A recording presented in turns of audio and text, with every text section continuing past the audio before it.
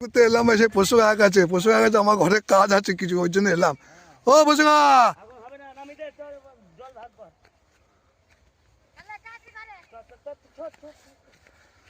তুই কি করছো? আর বলো না, আমি আলুতে জল দিচ্ছি। তা তুমি যে ঘরের কাজ করবো বললে আমার। হ্যাঁ, ঘরে কাজ কি করে করবে মশাই, দেখো কি অবস্থাটা। আচ্ছা, মুশকিল তো তোমাকে নিয়ে। হ্যাঁ বলছি, 1000বার বলছি হ্যাঁ যে এই টান খাচ্ছে গাছটা, অনেক টাকার জিনিস।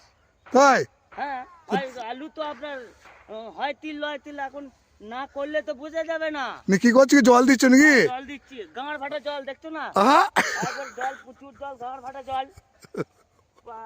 সামালতে পারছি না। আমার বউ গেল ওইদিকে, 19টা গেল এইদিকে, হ্যাঁ তাহলে আমি কি করে?